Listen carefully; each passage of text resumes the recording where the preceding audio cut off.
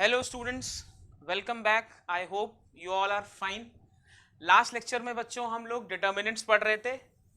इस लेक्चर में we'll be continuing from where we left. We have studied the adjoint and inverse of a matrix and determinant. आज हम उसी का application पढ़ने वाले हैं बच्चों, solution of system of linear equations. मतलब हमें देखना है कि by the help of matrix and determinants हम कैसे लीनियर इक्वेशंस को सॉल्व करते हैं। क्लियर है? चलिए बच्चों लेक्चर स्टार्ट करते हैं। सबसे पहले मैंने तीन बेसिक लीनियर इक्वेशंस ली हुई हैं, a1x plus b1y plus c1z is equal to d1 and so on. अगर बच्चों इन इक्वेशंस को मुझे मैट्रिसेस से सॉल्व करना है तो this is the standard form. ये हम ऑलरेडी जानते हैं, पढ़ चुके हैं मैट्रिसेस में। ये वो स्टैंडर्ड फॉर्म है, ax is equal to b, जहां पर a कौन सी मैट्रिक्स होगी, a x के कोफिशिएंट्स, देन y के कोफिशिएंट्स, देन z के कोफिशिएंट्स।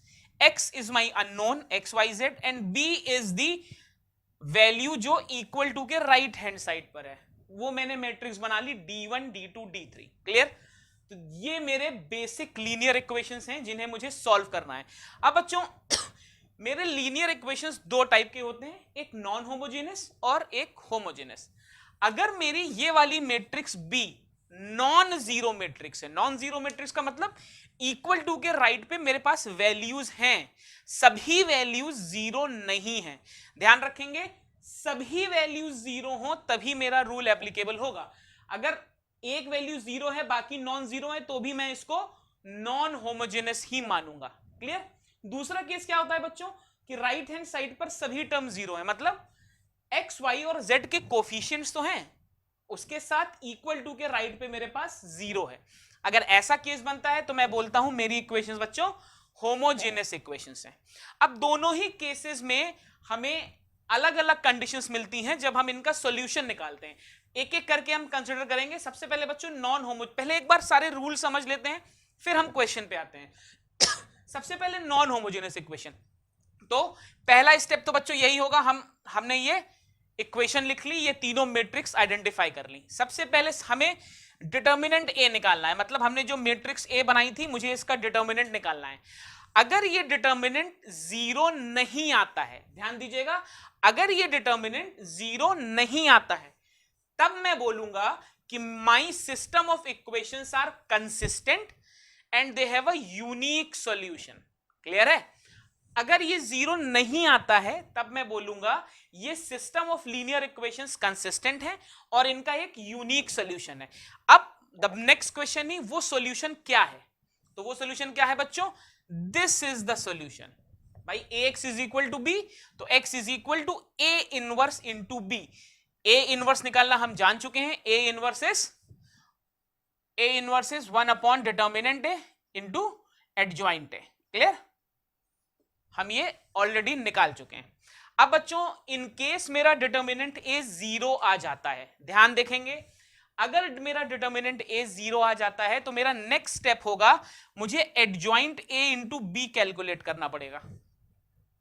अगर एडजॉइंट ए इंटू बी भी जीरो आ जाए, सबसे पहले डिटर्मिनेंट ए जीरो आ गया, डिटर्मिनेंट ए जीरो आने के बाद मैं अभी कोई कंक्लूजन नहीं ड्रॉ करूंगा, मैं एडजॉइंट ए इंटू बी निकालूंगा। एडजॉइंट ए मैं निकाल सकता हूं, बी मैट्रिक्स मेरे पास है। अगर बच्चों वो भी जीरो आ गया, अगर एडजॉइंट ए इंटू बी भी जीरो आ गया तो मैं बोलूंगा अभी भी मेरी सिस्टम ऑफ इक्वेशंस कंसिस्टेंट है, बट अब की बार इनफाइनाइट सॉल्यूशंस हैं, अब की बार इनफाइनाइट सॉल्यूशंस हैं। केस 3 बच्चों, अगर डिटर्मिनेंट ए जीरो आया, लेकिन भाई डिटर्मिनेंट ए अगर जीरो आएगा तो मुझे एडजॉइंट ए इंटू बी तो निकालना ही निकालना है। अगर वो जीरो आ जाता है तो कंसिस्टेंट विद इनफाइनाइट, लेकिन अगर वो जीरो नहीं आता तो मैं बोलूंगा मेरी सिस्टम ऑफ इक्वेशंस इनकंसिस्टेंट है विद नो सॉल्यूशंस। इसका कोई सॉल्यूशन नहीं निकाल सकते, ये इनकंसिस्टेंट है। क्लियर? तो ये तीन केस बनते हैं बच्चों नॉन होमोजेनस इक्वेशन में। अगेन नॉन होमोजेनस तब होगी जब मैट्रिक्स बी मेरी जीरो नहीं है। नेक्स्ट क्या करेंगे हम, होमोजेनस इक्वेशन का केस देखते हैं। अगर मेरा matrix B is a all zero matrix, again सबसे पहले तो मुझे डिटर्मिनेंट ए निकालना ही पड़ेगा। आप अगर यहां से देखो तो डिटर्मिनेंट ए मेरे लिए बहुत इंपॉर्टेंट है, इनवर्स निकालने के लिए डिटर्मिनेंट ए निकालना बहुत इंपॉर्टेंट है। तो डिटर्मिनेंट ए अगर जीरो नहीं है बहुत अच्छी बात है, मैं बोलूंगा कि ये ट्रिवियल सोल्यूशन है। ट्रिवियल सोल्यूशन का मतलब होता है बच्चों एक्स वाई जेड तीनों जीरो हैं। क्लियर है? आप इधर देखो, A X is equal to B, ये मेरी इक्वेशन थी, बट यहां पर क्या है, बी जीरो है। तो अगर मैं इसको जीरो कर दूं, क्लियर, उसके बाद क्या करूं, पूरी इक्वेशन को ए इनवर्स से मल्टीप्लाई कर दूं, तो A inverse A X is equal to zero into A inverse, A into A inverse identity आ जाएगा, X is equal to zero, तो यहां से X is equal to zero मिलेगा। एक्स का मतलब एक्स वाई जेड, ये तीनों जीरो हैं। तो ऐसे केस में ऐसे सॉल्यूशन को बच्चों हम लोग ट्रिवियल सॉल्यूशन बोलते हैं। ठीक है, this is called a trivial solution. Trivial solution मेरा होमोजेनियस इक्वेशन के केस में आता है when determinant A is not equal to zero. ये लॉजिक है बच्चों जो यहां पर फॉलो किया गया है। फाइन, इसको नोट कर लीजिएगा। चलिए, अब केस टू क्या है, इन केस मेरा डिटर्मिनेंट ए जीरो आ जाए। अब बच्चों देखो, डिटर्मिनेंट ए जब जीरो आ जाता है तो ए इनवर्स के एग्जिस्टेंस में प्रॉब्लम आ जाती है। इसीलिए determinant A is equal to zero आने पर हम दो केसेस बना रहे हैं। किस केस में डिटर्मिनेंट ए एग्जिस्ट, किस केस में ए इनवर्स एग्जिस्ट करेगा, ये हमें देखना पड़ेगा। यहां पर क्या होता है बच्चों, होमोजेनियस के केस में अगर डिटर्मिनेंट ए जीरो आता है और एडजॉइंट ए इंटू बी भी जीरो आता है, बल्कि मैं ये कहूंगा कि अगर ये जीरो आया तो ये भी जीरो आएगा। होमोजेनियस के केस में अगर डिटर्मिनेंट ए जीरो आया है तो एडजॉइंट ए इंटू बी भी जीरो आएगा, और ऐसे केस में मैं बोलूंगा कि my equation is consistent with infinite solutions. Clear है? तो ये पूरा एल्जेब्रा है, ये पूरा मेथड है जिससे हम सॉल्यूशंस निकालते हैं, और बच्चों इसको बोलते हैं Martins rule. This is Martins rule. This method of solving the equations is called Martins rule. Fine, चलिए बच्चों एक क्वेश्चन करते हैं जिससे आपका लॉजिक क्लियर होगा। फाइन, मुझे एक, चलिए बच्चों लेट्स स्टार्ट। ये दो क्वेश्चंस हैं जो हम करेंगे। सबसे पहले देखिए बच्चों, पहला क्वेश्चन है, मेरे को एक मैट्रिक्स दी हुई है, मुझे उसका इनवर्स निकालना है और फिर वही इनवर्स यूज करके मुझे ये इक्वेशन सॉल्व करनी है। तो सबसे पहले बच्चों इनवर्स निकाल लेते हैं। ए इनवर्स का फॉर्मूला होता है 1 upon determinant A into adjoint A, right. तो डिटर्मिनेंट ए क्या होगा, मैं सीधे लिख रहा हूं। आई होप अभी तक आप डिटर्मिनेंट निकालना सीख चुके हैं। डिटर्मिनेंट ए की वैल्यू आएगी 1, this will be -1 minus 2 and this will be -2 and this will be -2 and 0। Fine, इसको सॉल्व करोगे तो आएगा आपका -3 + 4 दैट इज 1। तो डिटर्मिनेंट ए बच्चों आएगा 1, और सबसे इंपॉर्टेंट चीज, determinant A is not equal to 0। Since determinant A is not equal to 0 that means A inverse will exist. अब कैसे निकालेंगे ए इनवर्स, मुझे एडजॉइंट ए चाहिए बच्चों। तो एडजॉइंट ए के लिए मुझे क्या चाहिए होता है, A11, A12, A13, A21, A22, A23, A31, A32, A33, इस मैट्रिक्स का ट्रांसपोज चाहिए होता है। क्लियर है? ये हम ऑलरेडी देख चुके हैं कैसे निकालते हैं। मैं एक दो टर्म्स निकाल देता हूं आपके लिए, बाकी I will directly note down the answer. आप अपनी कॉपी में कर लोगे। A11 कैसे निकालेंगे बच्चों, A11 will be +1 and determinant of -1, -2, -1, 1, right. तो this will be -1 -2 that is -3। A11 आएगा बच्चों -3। ऐसे ही हम A12, A13 कोई भी वैल्यू निकाल सकते हैं। मैं सीधे आपको आंसर बता रहा हूं कितना आंसर आने वाला है।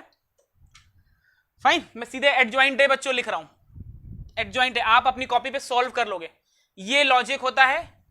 तो एडजॉइंट ए आपका आएगा बच्चों adjoint of A, adjoint of A will be -3, -2, -4 and 212, 212 and 213। ये बच्चों आपका एडजॉइंट ए आएगा। क्लियर है?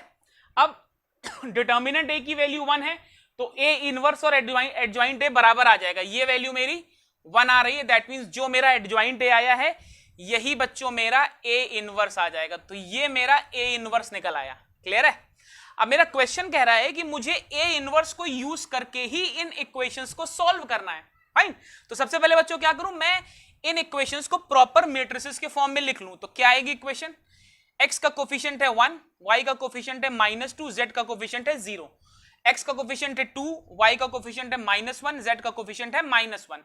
x का कोफिशिएंट 0, y का -2, z का 1। यहां पर it will be x y z and equal to it will be 10 8 7। Clearly मुझे दिख रहा है कि this is a non homogeneous linear equation, this is a non homogeneous linear equation and I know that determinant A is not 0। मैं determinant A already निकाल चुका हूं, determinant A is not 0, right है। चलो अब मुझे चेक करना है कि इसका सोल्यूशन कैसे निकालें। अब एक चीज आप देखो बच्चों, this is what you have found and this is what it was given. अब आप अगर आप इस मैट्रिक्स को इस मैट्रिक्स से कंपेयर करो, देखो क्या मैं कह सकता हूं कि ये ए ट्रांसपोज लिखा हुआ है। देखिए बच्चों, वो ए है और ये ए ट्रांसपोज है, ये ए ट्रांसपोज ही लिखा हुआ है। तो मेरी इक्वेशन क्या हो गई, A transpose X is equal to B, ये मेरी इक्वेशन हो गई। या मैं इसको क्या लिख सकता हूं, X is equal to A transpose का इनवर्स इंटू बी।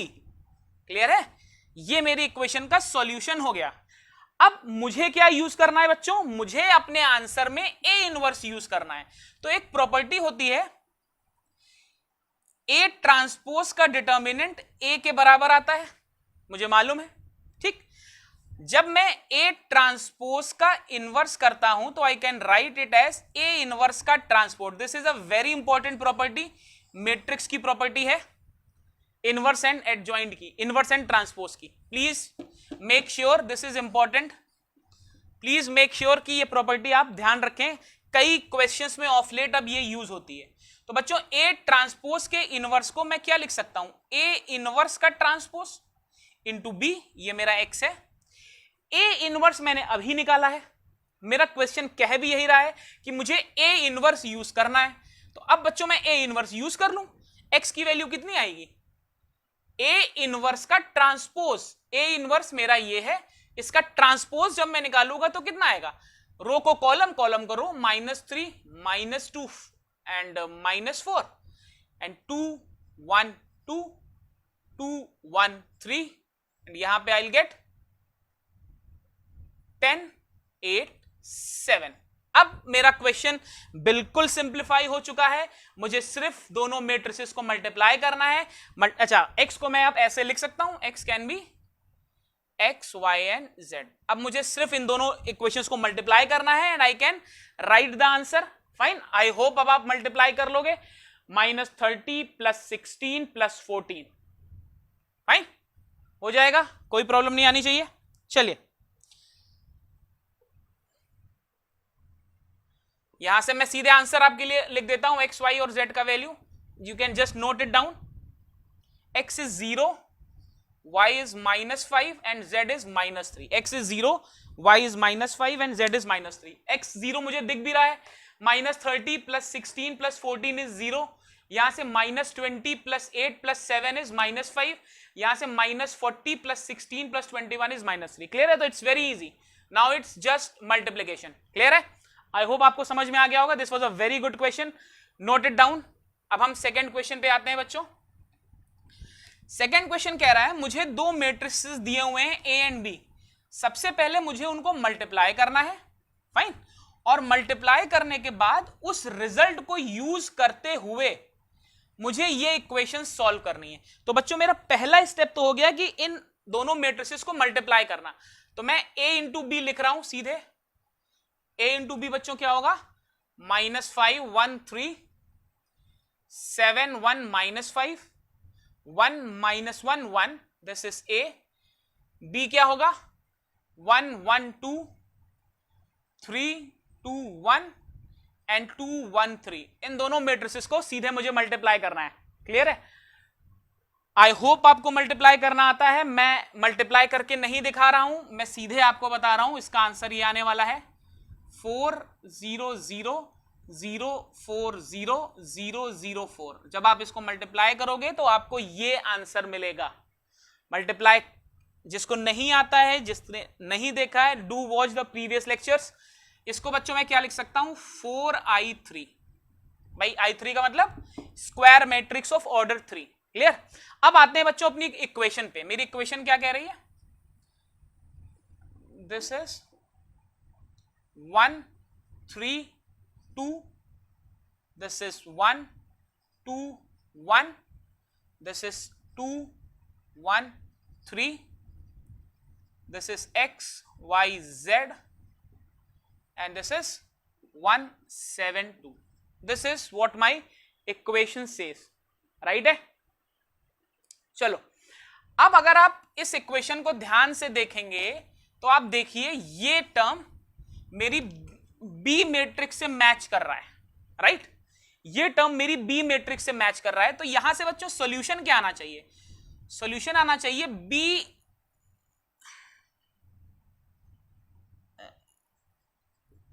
या आप ऐसे समझो 1 1 2। मैं नॉमेनक्लेचर या सिंबल्स इसलिए नहीं लिख रहा हूं क्योंकि यहां पर ऑलरेडी ए बी दिया हुआ था, इंटू 1 7 2, ये ऐसा है कुछ। This is B inverse, this is B inverse, fine. अब देखो मुझे ये मल्टीप्लिकेशन का लॉजिक यूज करना था, तो अब यहां से आप देखो जरा, दिस इज बच्चों बी इनवर्स, क्योंकि this matrix is B matrix, right. अब यहां से आप देखो बी मैट्रिक्स मेरी ये थी ए और बी को मल्टीप्लाई करने के बाद आया 4i3, राइट। तो ए की वैल्यू कितनी आई, बी इनवर्स इंटू 4i3, या बी इनवर्स की बच्चों वैल्यू कितनी आई, 1/4 ए। बी इनवर्स का वैल्यू कितना आया बच्चों, 1/4 इंटू ए। देखो इसको करने का बेसिक तरीका क्या होता है, मैंने एक स्टेप यहां पर स्किप कर दिया है। पहले हम दोनों साइड बी इनवर्स से मल्टीप्लाई करते हैं, मैंने लास्ट लेक्चर में ये चीज बताई थी। मैं दोनों साइड बी इनवर्स से मल्टीप्लाई करता हूं, फिर बी इंटू बी इनवर्स को एक साथ लिखता हूं, ये आई बन जाता है। उस आई से ये वाला आई कैंसिल हो जाता है, तो वो मैंने डायरेक्टली लिख दिया है। आई होप अब तक आप ये समझ सकते हो। तो बी इनवर्स की वैल्यू मुझे सीधे मिल गई, तो मेरा सोल्यूशन क्या हो जाएगा, 1/4 ए वॉज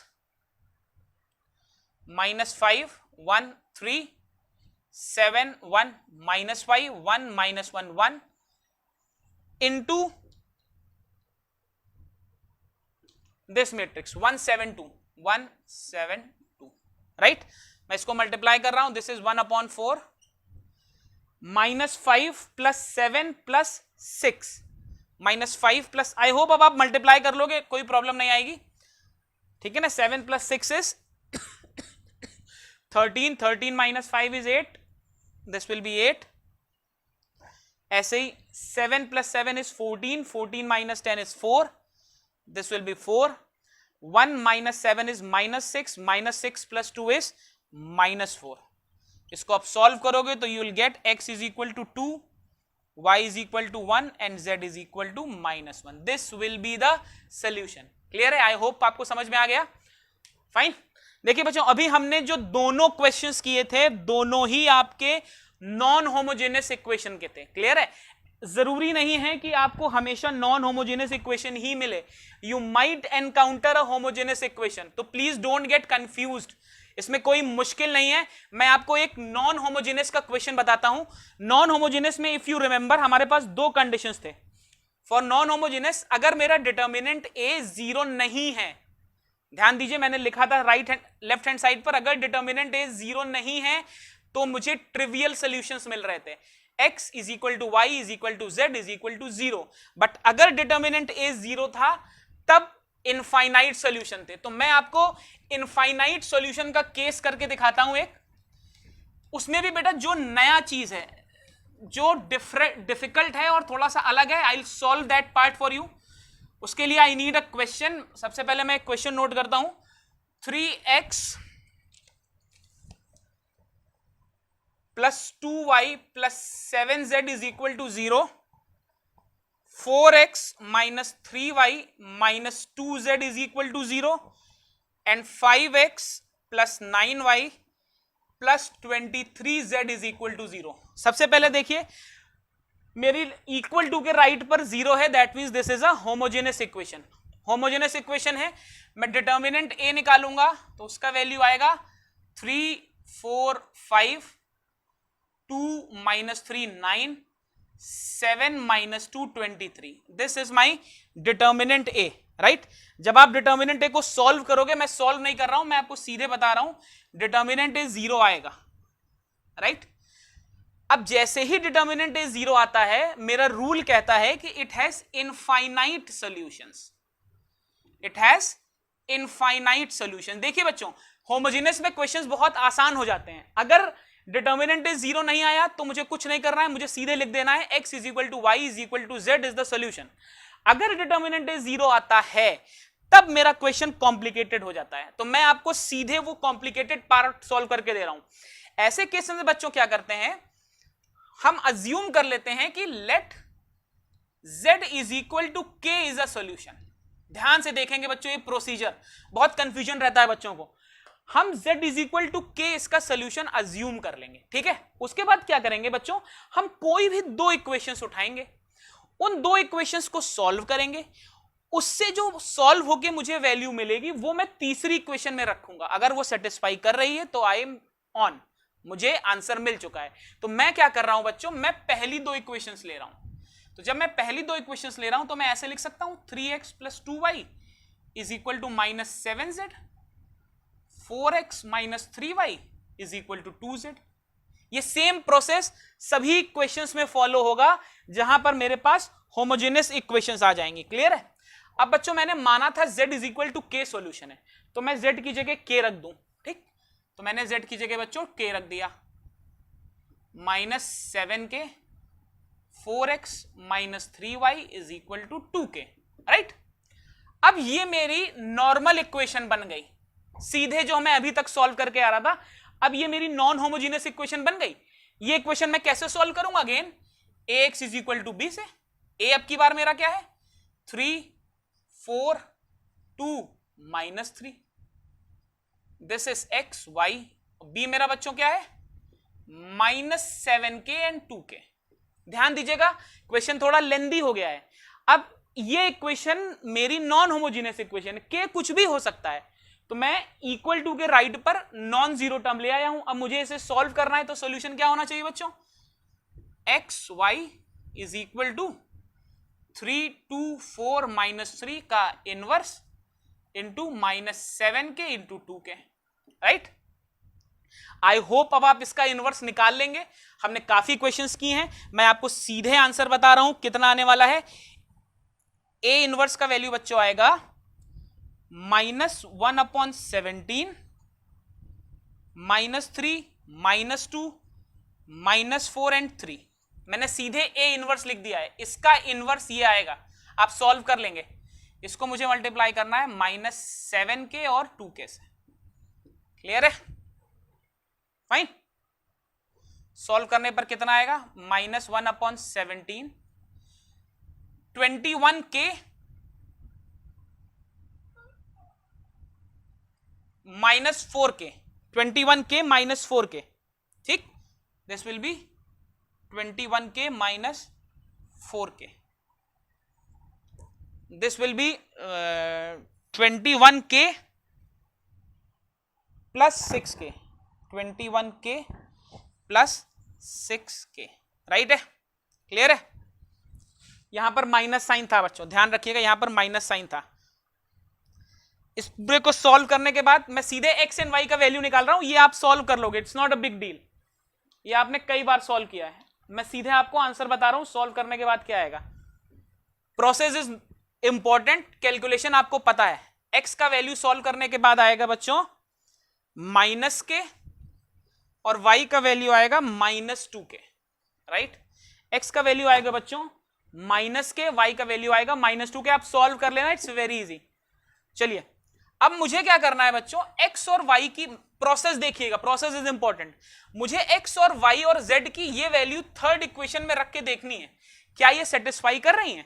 x की वैल्यू है -k, तो 5 -5k, y की वैल्यू है 2k, तो -18k, z की वैल्यू बच्चों थी k, तो +23k, देखिए तो 18 plus 5 is 23, this is equal to 0, तो 0 इज इक्वल टू 0 मतलब सेटिस्फाई कर रहा है, ये वैल्यू सेटिस्फाई कर रहा है, दैट मींस मेरा सॉल्यूशन क्या होगा, X Y Z is -k -2k, this will be my answer, where k is any number, k कुछ भी हो सकता है बच्चों, आप लॉजिक भी देखो, आंसर मेरे इनफाइनाइट आने चाहिए, तो आंसर तो अभी भी इनफाइनाइट आ रहे हैं, k के टर्म्स में, मैं k की वैल्यू रखता जाऊं, मुझे आंसर मिलते जाएंगे, k की इनफाइनाइट वैल्यूज हो सकती हैं, तो इस इक्वेशन के भी इनफाइनाइट सॉल्यूशंस हो सकते हैं, क्लियर है। This was all about the solution of linear equations using determinants, Martin rule के सभी पॉसिबिलिटीज हमने डिस्कस कर दी है। With this we come to the end of this particular section.